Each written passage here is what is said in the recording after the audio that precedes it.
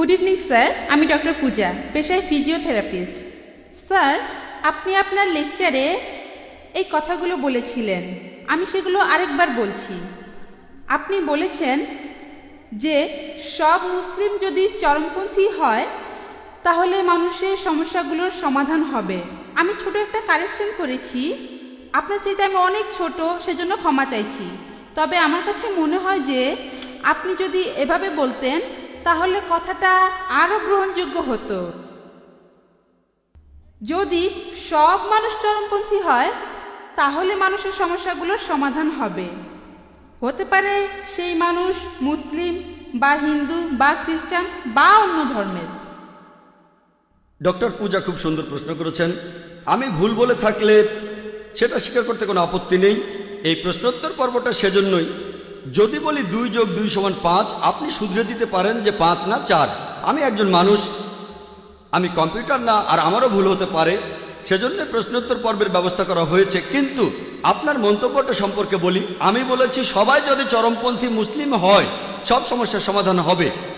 আপনি সেটা শুধরে দিয়ে বললেন যে আমি যদি এখানে বলতাম যে সব মানুষ যদি চরমপন্থী হয় সব সমস্যার সমাধান হবে, চরমপন্থী হবে কোন ক্ষেত্রে? যেভাবে আপনি বলেছেন, যেভাবে আপনি যেমনটা বলেছেন, চরম পরোপকারী, চরম দয়ালু। যদি আমার লেকচারটা শুনে থাকেন, আমি বলেছি যে চরমপন্থী মুসলিম সেই হতে পারে যে চরম দয়ালু, চরম ক্ষমাশীল, চরম পরোপকারী, চরমভাবে সৎ, চরম ন্যায়বান। একজন ডাকাতও তো চরমপন্থী হতে পারে, যে ডাকাতি করে। ধর্ষকও চরমপন্থী হতে পারে। যদি বলি সবাই চরমপন্থী হলে সমাধান, তাহলে সেই ধর্ষক খুশি হবে, সে তো একজন চরমপন্থী ধর্ষক, তাই না?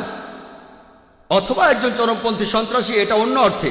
অপরাধীদের সন্ত্রস্ত করার কথা এখানে বলছি না, নিরীহ মানুষকে সন্ত্রস্ত করার কথা বলছি। কারণ সাধারণত সন্ত্রাসী বলতে বোঝানো হয় যারা নিরীহ মানুষকে সন্ত্রস্ত করে। এদিক থেকে কোনো মুসলিমেরই সন্ত্রাসী হওয়া উচিত না। বোন, আমি যদি পুরো ব্যাপারটা অনুবাদ করি তাহলে আপনি ভালোভাবে বুঝতে পারবেন। আমি যেটা বলেছিলাম, প্রত্যেক মানুষ যদি চরমপন্থী মুসলিম হয়, অর্থাৎ যদি প্রত্যেক মানুষ একেবারে চরমভাবে শান্তিকামী হয়, আল্লাহর কাছে আত্মসমর্পণ করে, তাহলে মানুষের সব সমস্যার সমাধান হবে। যেহেতু আরবি শব্দটা ব্যবহার করেছি, এটা আবার অনেকে হজম করতে পারে না। আপনার কথা বলছি না বোন, আমি মিডিয়ার কথা বলছি। ইসলাম অথবা মুসলিম, এই কথাগুলো তারা হজম করতে পারে না, তাই আমি কথাগুলো অন্যভাবে বলছি যাতে করে অমুসলিমরাও এটা বুঝতে পারে। যদি প্রত্যেক মানুষ একেবারে চরমভাবে শান্তিকামী হয়, আল্লাহর কাছে নিজের ইচ্ছাকে সমর্পণ করে, মানুষের সব সমস্যার সমাধান হবে। হোক সেই মানুষ মুসলিম, হিন্দু বা খ্রিস্টান। এরপরে যদি বলেন হোক সে হিন্দু, মুসলিম, খ্রিস্টান, ধর্ষক, ডাকাত, তাহলে কোনো কাজ হবে না বোন। কারণ মুসলিম মানে যে আল্লাহর কাছে আত্মসমর্পণ করে, তাকে মুসলিম হতেই হবে। হিন্দু কেউ আল্লাহর কাছে আত্মসমর্পণ করলে খুব ভালো। হবে না? না না না, বোন আমাকে বলতে দেন, পরের প্রশ্ন পরে করেন, তখন উত্তর দেব। ঠিক আছে। আপনি ঠিকই বলেছেন। হিন্দু শব্দটার মানে কি জানেন আপনি? হিন্দু হলো একটা ভৌগোলিক অবস্থান। হিন্দু মানে সেই মানুষগুলো যারা থাকে ইন্ডিয়ায়। এভাবে বললে আমিও একজন হিন্দু বোন, আমিও একজন হিন্দু মুসলিম ভৌগোলিক অবস্থানের দিক থেকে। তবে এই হিন্দু শব্দটা প্রথম ব্যবহার করেছে আরবরা যখন তারা ইন্ডিয়া এসেছিল। যখন সৌদি আরবে গিয়েছিলাম তারা বলে হিন্দিয়া, হিন্দিয়া, হিন্দু। এটা জানেন, হিন্দু বলতে ভৌগোলিক অবস্থানকে বোঝানো হয়, কিন্তু এখন শব্দটাকে ভুল অর্থে প্রয়োগ করা হয় একটা ধর্মকে বোঝানোর জন্য। স্বামী বিবেকানন্দের কথা অনুযায়ী তিনি বলেছেন এই ধর্মের অনুসারীদের বলা উচিত বেদান্তবাদী, কারণ তারা বেদের কথা মেনে চলে। হিন্দু শব্দটা একটা মিসনোমার। বিশেষজ্ঞদের জিজ্ঞেস করেন, আপনি বললেন একজন হিন্দু কি মুসলিম হতে পারে? ভৌগোলিক অবস্থান বললে আমি একজন হিন্দু, আমি ইন্ডিয়াতে বাস করি, আল্লাহর কাছে আত্মসমর্পণ করেছি, আমি একজন শান্তিকামী মানুষ।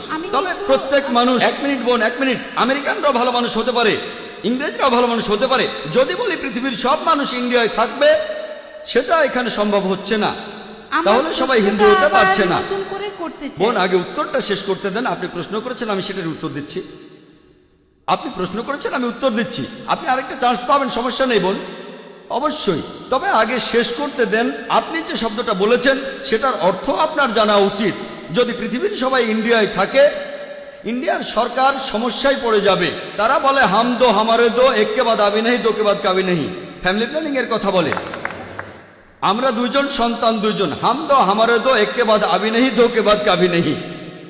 এক সন্তানের পরে একটু বিরতি, দ্বিতীয় সন্তানের পরে আর কোনো সন্তান নেবেন না। ফ্যামিলি প্ল্যানিং এই সম্পর্কে বলেছি কোরআন অ্যান্ড মডার্ন সায়েন্সে। তাই বোন, আপনি যে শব্দটা বলেছেন সেটার অর্থ না জানলে আপনি ভুল বুঝতে পারেন। আপনি যদি একজন হিন্দু হন, ঈশ্বরের কাছে আত্মসমর্পণ করেন, এরপর যদি বেদ মেনে চলেন, আমার লেকচার যদি দেখে থাকেন ইসলাম ধর্ম আর হিন্দুইজমের মধ্যে সাদৃশ্য নিয়ে, বেদ বলছে তোমরা এক ঈশ্বরকে বিশ্বাস করবে। যদি বেদের কথা মানেন, উপনিষদে উল্লেখ আছে, ছান্দোগ্য উপনিষদ 6 নম্বর অধ্যায়ের 2 অনুচ্ছেদের 1 নম্বর পরিচ্ছেদে বলা হয়েছে যে এক কাম এবি দ্বিতীয়াম, ঈশ্বর কেবলমাত্র একজন, দ্বিতীয় কেউ নেই। বেদে উল্লেখ করা হয়েছে, যজুর্বেদের 32 নম্বর অধ্যায় 3 অনুচ্ছেদে আছে, নাতাস্তি প্রতিমা আস্তি, মহান সৃষ্টিকর্তার কোনো প্রতিমা নেই। প্রতিমা মানে ছবি, মূর্তি, ভাস্কর্য, ফটোগ্রাফ। বেদের কথা অনুযায়ী মহান সৃষ্টিকর্তার কোনো ছবি নেই, কোনো ফটোগ্রাফ নেই, কোনো ভাস্কর্য নেই, কোনো মূর্তি নেই। যদি এমন হিন্দু হয়ে থাকেন, বেদে উল্লেখ আছে যে আরেকজন অবতার পৃথিবীতে আসবেন, সর্বশেষ রাসূল, তার নাম হবে মুহাম্মদ সাল্লাল্লাহু আলাইহি সাল্লাম।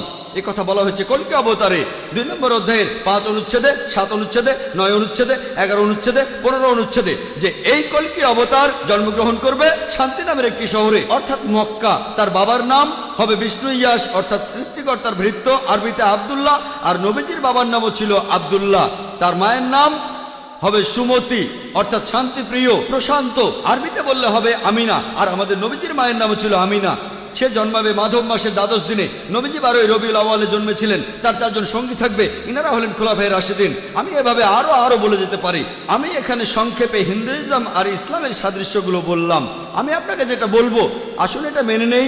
অন্তত একটা বই ঈশ্বর পাঠিয়েছেন। হিন্দুরা বলবে যে বেদ হচ্ছে ঈশ্বরের বাণী, খ্রিস্টানরা বলবে বাইবেল ঈশ্বরের বাণী, মুসলিমরা বলবে কোরআন ঈশ্বরের বাণী। ধর্মগ্রন্থগুলোতে যে কথাগুলো এক, আসুন সেই সাদৃশ্যগুলো দেখি। তাআলা ইলা কালিমাতিন সাওয়াইন বাইনানা ওয়া বাইনাকুম, এসো সেই কথা যাহা তোমাদেরও আমাদের মধ্যে এক। এখন যেখানে সাদৃশ্য নেই সেটা নিয়ে এখন লড়াই করব না, পরে কোনো একদিন করব। হ্যাঁ, আসুন আগে আমরা এটা মানি যে সবগুলো ধর্মগ্রন্থ, সবগুলো প্রধান ধর্মগ্রন্থ, হোক সেটা বাইবেল, হোক সেটা বেদ, হোক সেটা কোরআন, হোক পার্সি ধর্মগ্রন্থ, হোক শিখ ধর্মগ্রন্থ, সবাই বলছে ঈশ্বর কেবলমাত্র একজনই। বেশিরভাগ প্রধান ধর্মই কথা বলেছে যে শেষ একজন নবী আসবেন। বাইবেলে উল্লেখ করা হয়েছে ডিউটেরোনমি 18 অধ্যায়ের 18 অনুচ্ছেদ, বুক অফ ডিউটেরোনমি 18 অধ্যায়ের 19 অনুচ্ছেদ, বুক অফ আইজায়া 29 অধ্যায়ের 12 অনুচ্ছেদে, সং অফ সলোমন 5 অধ্যায়ের 16 অনুচ্ছেদে। এরপর নিউ টেস্টামেন্টে গসপেল অফ জন 14 অধ্যায়ের 16 অনুচ্ছেদে, গসপেল অফ জন 15 অধ্যায়ের 26 অনুচ্ছেদে, গসপেল অফ জন 16 অধ্যায়ের 7 অনুচ্ছেদে, গসপেল অফ জনের 16 অধ্যায়ের 12 থেকে 14 অনুচ্ছেদে বলা আছে যে যীশু খ্রিস্ট বলেছেন, তোমাদের আমি অনেক কথাই বলবো, কিন্তু তোমরা সবকিছু বুঝতে পারবে না। কারণ যখন সত্যের বার্তাবাহক আসবে, সে তোমাদের সত্যের পথে পরিচালিত করবে।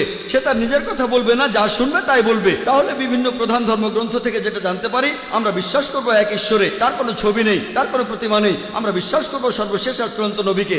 আসুন এগুলো মেনে নেই, আমরা অমিলগুলো নিয়ে কথা বলবো না।